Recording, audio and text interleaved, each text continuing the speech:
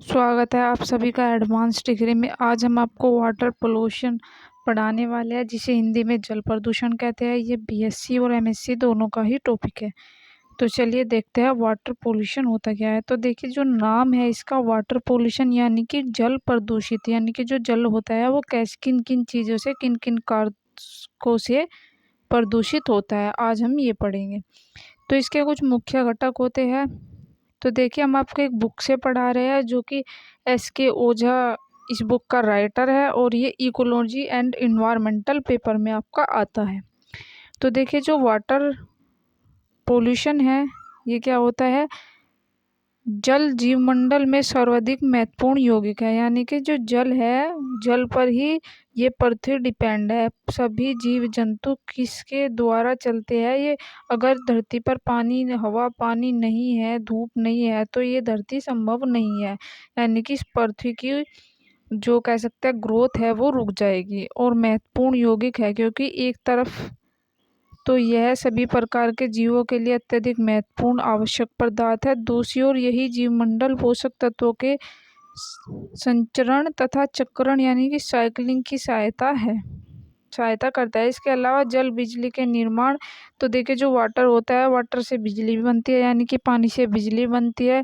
परिवहन होती है, बनती है, नौका बनती है, फसलों की सिंचाई इसी से होती है, सीवेज का निप निपटान होता है। और महत्वपूर्ण यानी कि ये बहुत ही महत्वपूर्ण है कि जो जलमंडल है वो समस्त जल एकमात्र है प्रतिशत ही जल विभिन्न स्रोतों या भूमिगत जल, सरिता जल, झील जल, मृदा स्थित जल, वायुमंडलीय जल आदि मानव के समुदाय के लिए सुलभ होता है। तो मैं आपको नॉर्मल लैंग्वेज में बता दूं, जो ये जल होता है, जो वाटर होता है, इसके बिना जीवन संभव नहीं है। ये बिजली बनाने में, खाद्य पदार्थ में, और फसल को ग्रोथ देने के लिए, और फसल जो हमारी बनती है उसके लिए सिंचाई बहुत ज़रूरी होती है। सीवेज का निपटान के लिए बहुत इम्पोर्टेंट है ये। और विभिन्न स्रोतों में भी इसका यूज़ किया जाता है। जो इसके जल, झील, झरने होते हैं, मृदा में होती है यानी कि मिट्टी में होती है, इसके बहुत ही खास और इम्पोर्टेंट महत्वपूर्ण है। यानी कि जल के बिना जीवन संभव नहीं है। तो अब इसमें आगे देखते हैं कि जो जल होता है, तो देखिए, पाता है वो क्या पाता है, इसमें भूमिगत जल सबसे अधिक जल प्रदान करता है। तो कहाँ से सबसे ज़्यादा इसे प्रदान होते हैं, जो जल होता है वो अधिक जल प्रदान करता है, जो यानी कि भूमि से सबसे अधिक जल सोखते हैं। जो धरती होती है वो क्या करती है, वो सबसे अधिक जल को सोखने का काम करती है। औद्योगिकरण में जल का यूज़ किया जाता है। नगरीकरण तथा मानव जनसंख्या में तीव्र वृद्धि के कारण जल की मांग गुणोत्तर बढ़ती हुई जा रही है। यानी कि कोई भी फैक्ट्रीज होती है उसमें जब पानी का यूज़ किया जाता है। नगर में मानव जनसंख्या यानी कि जो ह्यूमन होते हैं उनके, वे भी बहुत तेज़ी से जल का यूज़ कर रहे हैं। और जोड़ तालाब में भी पानी स्टोर होता है, नगर में भी इनका यूज़ किया जाता है। फलस्वरूप जल गुणवत्ता भारी गिरावट आ रही है, जिसके कारण कुछ वाटर जो होता है वो वेस्ट होता है, जिसके कारण पानी का जो लेवल है हमारी पृथ्वी पर वो कम होता जा रहा है। यद्यपि जल में स्वयं शुद्धिकरण की क्षमता होती है। तो देखिए, जो पानी होता है उसमें क्या क्वालिटी होती है, वो खुद ही स्वच्छ हो जाता है, यानी कि शुद्धिकरण क्षमता होती है इसमें। परंतु जब मानव जनित स्रोतों से उत्पन्न प्रदूषकों में जल अत्यधिक जमाव हो जाता है, तो देखिए, जो फैक्ट्रियाँ है और ये जो प्लास्टिक है, इनकी वजह से और भी बहुत से कारण हैं जिनकी वजह से जो पानी है वो दूषित होता है, और जिससे बीमारियाँ फैलती है कि वह जल की सहन शक्ति और शुद्धिकरण की क्षमता को अधिक हो जाता है। यानी कि ये शुद्धिकरण को प्रभावित करते हैं। जो जल का शुद्धिकरण होता है, ये फैक्ट्रियाँ, ये नालियाँ, और ये प्लास्टिक की पॉलीथीन, अलग अलग चीज़ें, जो केमिकल वेस्टेज होता है उसके कारण जल इतना प्रभावित हो जाता है कि जल की जो खुद की क्वालिटी होती है, शुद्धि जल को खुद शुद्धिकरण करने की, वो तक ख़त्म होती जाती है, प्रभावित होती है। तो जो जल प्रदूषित होता है, प्रदूषित जल का अधोलिखित प्रकार परिभाषित किए गए हैं। तो देखिए, इसके जो कुछ टाइप है जो परिभाषित किए गए हैं, हम आपको डिटेल में बताएंगे ये आपको अगर 15 नंबर में क्वेश्चन आता है तो आपको ये डिटेल में लिख कर आना है। अगर ये शॉर्ट में आता है तो आपको 7 नंबर में ये लिख कर आना है। अगर ये 3 नंबर में आता है तो आपको इसके टाइप्स नहीं लिख रहा है, बस ये लिखना है कि किन कारकों से प्रभावित होता है और जल पोल्यूशन यानी कि वाटर पोल्यूशन होता क्या है। तो विभिन्न स्रोतों एवं भंडारों के जल के भौतिक, रासायनिक, जीवीय विशेषताओं के प्राकृतिक, मानव जन्य प्रक्रियाओं के कारण उस सीमा तक अवनयन एवं गिरावट को जल प्रदूषित कहते हैं। कि इस तरह प्रदूषित जल मनुष्य समुदाय, जंतु एवं पादप समुदाय के अनुपयुक्त तथा हानिकारक होता जाता है। तो देखिए, जो अलग अलग प्रकार के भंडारों यानी कि जो जल के जो स्रोत है, कह सकते हैं फिजिकल और केमिकल जीवीय विशेषताएं, जो प्राकृतिक की से जो मानव को जो जल मिल रहा है, जिन कारकों से ये पानी में जो गिरावट आती जा रही है, यानी कि मान लीजिए आपके पास में पानी है और हम पॉलीथीन का या प्लास्टिक का यूज़ करते हैं, जो फैक्ट्रियों का वेस्टेज होता है उनका यूज़ करते हैं, तो जो उसकी क्वालिटी होती है वो ख़राब होती जाती है। और जब किसी नदी का पानी हम किसी प्लांट में देंगे तो वो प्लांट भी इन्फेक्टेड होगा, उसमें पशु पिएंगे, पशु भी इन्फेक्टेड होगा, पशु का जो मिल्क है हम वो पिएंगे, वो भी इन्फेक्टेड होगा। इसी तरीके से एक साइकिल चलती रहेगी जिसमें बीमारी पहुंचती रहेगी एक से दूसरे तक। तो इसी तरीके से ये हानिकारक होता जा रहा है। तो देखिए, इसमें जो पहला जो है वो है जल प्रदूषण के स्रोत, सोर्स ऑफ वाटर पोल्यूशन। तो कौन कौन से ऐसे कारक है जिनके कारण जल प्रदूषित होता जा रहा है। तो देखिए, इसमें जो पहला हमने आपको बता दिया,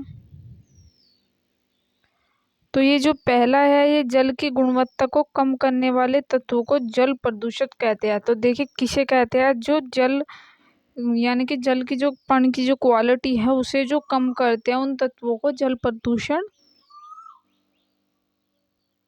वाटर पोल्यूशन कहते हैं। इन्हें कई आधारों पर वर्गीकृत किया गया है। पहला जो है यहाँ आपको दिखाई दे रहा है वो है प्रदूषकों के स्रोत के आधार पर, यानी कि कितने टाइप के प्रदूषण करने वाले कारक होते हैं। मैंने बताया फैक्ट्रीज है जो वेस्टेज निकालते हैं, जिसके कारण भी वाटर पोल्यूशन होता है, क्योंकि जो फैक्ट्रियों का पॉल्यूटेड चीज़ें निकलेगी वो नालियों में जाएगी, नालियों के थ्रू काय में जाएगी, किसी नदी, तालाब या किसी झोड़ में, कह सकते हैं किसी झील में जाएगी। वहाँ से फिर क्या होगा, जो हमारे पशु होंगे, जंगली जानवर होंगे, वो पिएंगे, जिसके कारण उनमें भी वो बीमारी फैलेगी, फिर हम तक भी वो पहुँच जाएगी। तो देखिए, इसमें पहला जो है वो औद्योगिक प्रदूषण, यानी कि फैक्ट्रीज। औद्योगिक से आप समझ ही रहे होगे, कोई भी फैक्ट्री हो सकती है। औद्योगिक अपशिष्ट जल, रासायनिक प्रदूषक यथा क्लोराइड, सल्फाइड। तो देखिए, ये जो है ये वही जल प्रदूषक हो सकता है, जैसे क्लोराइड हो गया, सल्फाइड हो गया, कार्बोनेट हो गया, अमोनिक नाइट्रोजन हो गया, नाइट्रस नाइट्रेट हो गया, आदि भारी तत्व जैसे पारा। आपको पता ही है पारा कितना हानिकारक होता है। शीशा यानी कि लेड हो गया, जस्ता हो गया, तांबा हो गया, कार्बनिक, रासायनिक, यौगिक, रेडियो एक्टिव अवशिष्ट आदि होता है, जो कि नालियों में जाते हैं, जिसके कारण सभी तक ये धीरे धीरे पहुंच जाता है। दूसरा है कृषि जात प्रदूषक। तो जो हमारी कृषि होती है वो भी पोल्यूटेड होती है इन्हीं के कारण, जैसे उर्वरक, कवकनाशी, शाकनाशी, कीटनाशी, जीवाणु तथा पौधों के अवशिष्ट भाग आदि उन्हें भी नष्ट करते हैं। मान लीजिए कोई यहाँ पर कोई भी खेत है और हमारी यहाँ पर, आप पॉलीथीन का एग्जाम्पल ले लिया, हमने ये इस खेत में डाल दिया और हमने यहाँ पर क्या डाल दिया, हमने यहाँ पर बीज भी डाल दिया और यहाँ पर ये कोई भी पॉलीथीन डल गई और देखिए यहाँ पर हमारा जो सीड है वो भी डल गया। तो जब ये हमारी जो पॉलीथीन है यहाँ पर, तो यहाँ पर ये प्लांट की ग्रोथ नहीं होने देगी, यानी कि जो सीड होगा वो अंदर ही नष्ट हो जाएगा। इसी तरीके से हमारी जो फसल है वो पूरी तरीके से ख़राब हो जाएगी, क्योंकि यहाँ पर कोई भी प्लांट नहीं ग्रो होगा। तो आई होप कि आपके समझ में आ गया होगा। अब देखते हैं नगरीय प्रदूषक। यथा विभिन्न प्रकार के आयन जो नगरीय सीवेज जल में उपस्थित होते हैं मनुष्य के जानवरों के मृत शरीर से उत्पन्न फास्फेट नाइट्रेट आयन। तो देखिए जो मरे हुए जानवर होते हैं उनकी जो बॉडीज है उससे क्या उत्पन्न होता है, फॉस्फेट होता है, नाइट्रेट होता है, जिसके कारण जो नगर के जो लोग होते हैं वो वहाँ पर भी प्रदूषण होते हैं। मान लीजिए कोई नहर तालाब है, उसमें कोई भी मरा हुआ जानवर जब उसमें गिरा जाएगा या किसी कारण होगा तो उसकी जो बॉडी होती है उससे फॉस्फेट और नाइट्रेट निकलेगा। प्राकृतिक प्रदूषण, जो प्राकृतिक प्रदूषण होता है वो देखते हैं तो ज्वालामुखी हो गई, राख हो गई, धूल, अपक्षय, अपरदन में उत्पन्न अवसाद, भूस्खलन में उत्पन्न मलबा, विघटित वियोजित जैविक पदार्थ आदि ये निकालते हैं। जैसे कभी कभी भूकंप, सुनामी या ज्वाला आती है तो जो ज्वाला होती है उसकी जो राख होती है वो बहुत ही हानिकारक होती है, जो कि बहुत सारी चीज़ों को पोल्यूटेड करती है। अब देखते हैं भौतिक तथा रासायनिक गुणों में के आधार पर। तो जो भौतिक और रासायनिक गुणों के आधार पर है, जल प्रदूषकों में दो प्रमुख रूपों से विभाजित किया गया है। तो पहला जो इसमें है वो देखते हैं भौतिक प्रदूषण। रंग, गंधलापन, अवसाद, ज्वालामुखी, धूलि, राख, तेल, ग्रीस, धुले, निलंबित ठोस, सकल ठोस आदि भौतिक में आते हैं, यानी कि ये सभी चीजें वाटर को बहुत ज्यादा पोल्यूटेड करती है। अब देखते हैं केमिकली, फिजिकली हमने देख लिया, अब देखते हैं केमिकली।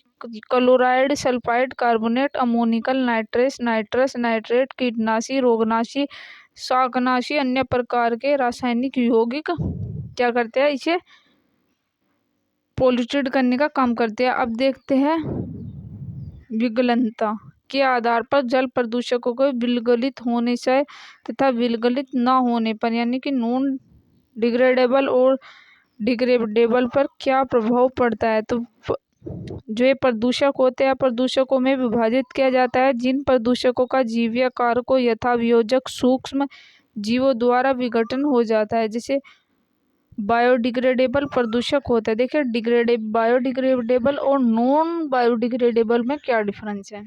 तो सबसे पहले हमको बायोडिग्रेडेबल और सेकंड नंबर पर बायो नॉन डिग्रेडेबल बताते हैं। जो देखिए बायोडिग्रेडेबल होता है वो ऐसा होता है जिन्हें हम खाद की प्रोसेस या बायोलॉजिकली प्रोसेस से उन्हें नष्ट कर सकते हैं, उन्हें बायोडिग्रेडेबल वेस्ट कहते हैं। और जो नॉन बायोडिग्रेडेबल वेस्ट होते हैं जिन्हें हम बायोलॉजिकली नष्ट नहीं कर सकते और ना ही उनका यूज़ कर सकते, तो वे नॉन बायोडिग्रेडेबल वेस्ट होते हैं।